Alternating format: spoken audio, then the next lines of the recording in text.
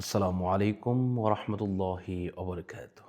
সম্মানিত ভিউয়ার্স, ফজরের পরে আমরা কি কি আমল করব, কোন কোন আমল করলে আল্লাহ পাক আমাদেরকে অসংখ্য অগণিত সওয়াব দান করবেন, আসুন আমরা সেই ব্যাপারে কিছু জেনে নিই। আল্লাহ রসুল সাল্লাল্লাহু আলাইহি ওয়াসাল্লাম বলেছেন, হে আমার উম্মতেরা, তোমরা ফজরের নামাজ আদায় করার পরে ঘুমিয়ে যেও না, তোমরা কিছু আমল করো।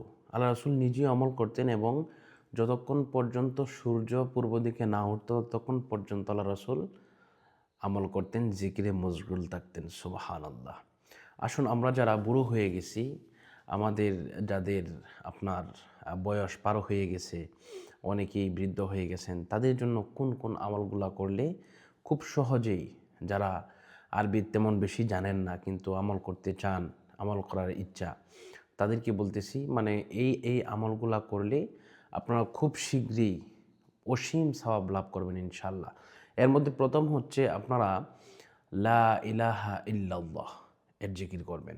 ফজরের নামাজ আদায় করার পরে আপনি যেই আমলগুলো না করলেই না, আপনি যদি আয়াতুল কুরসি পারেন এটা পড়তে হবে। যদি সূরা হাশরের শেষ 3 আয়াত পারেন তাহলে এটা অবশ্যই আপনাকে পাঠ করতে হবে। এটা এর উপরে সওয়াব নাই। এরপরে আপনার তাওবা পড়তে হবে। বুঝতে পারছেন? তাওবা পড়তে হবে। তাওবা কি?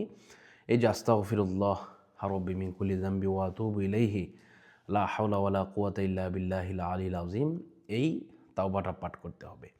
হ্যাঁ, যদি আপনি এটা পুরোটা না পারেন তাহলে শুধু বলবেন আস্তাগফিরুল্লাহ, তাহলেই হবে। এরপরে কি আমল করতে হবে? এরপরে আপনি যে আমল করবেন তা হচ্ছে পৃথিবীর সর্বশ্রেষ্ঠ আমল। আল্লাহ রাসূল সাল্লাল্লাহু আলাইহি ওয়াসাল্লাম বলেছেন, এটা যদিও ছোট একটি আমল, কিন্তু পুরো পৃথিবীকে যদি এক পাল্লার মধ্যে রাখা হয়, আর এই আমলটাকে যদি এক পাল্লার মধ্যে রাখা হয়, এরপরেও এই আমলের ওজন অনেক বেশি হবে। সুবহানাল্লাহ।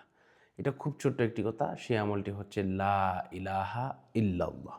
এই আমলটি আপনারা করবেন। লা ইলাহা ইল্লাল্লাহ এর আমলটি করতেই হবে। এটা মৃত্যুর আগ পর্যন্ত এটা আপনি করবেন। বিশেষ করে যখন সাকরাত উঠে যাবে, মালাকুল মউত আজরাইল যখন সামনে এসে যাবে, এই সময় এই আমলটা সবচেয়ে বেশি গ্রহণযোগ্য এবং আপনার ভারী একটা আমল হিসাবে আপনার পাশে দাঁড়াবে ইনশাআল্লাহ। এজন্য লা ইলাহা ইল্লাল্লাহ এটা পড়বেন নিম্নে 100 বার। কতবার? নিম্নে 100 বার। লা ইলাহা ইল্লাল্লাহ, লা ইলাহা ইল্লাল্লাহ। আরেকটি আমল আছে সুবহানাল্লাহ।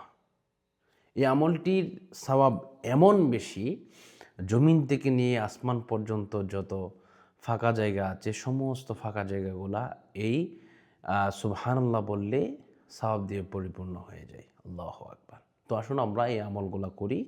আল্লাহ পাক যেন আমাদের সকলকে কবুল করুন, মঞ্জুর করুন, সে প্রত্যাশা এবং কামনা করছি। আজকের মতো এই পর্যন্তই বিদায় নিচ্ছি। আসসালামু আলাইকুম ওয়া রাহমাতুল্লাহি ওয়া বারাকাতুহু।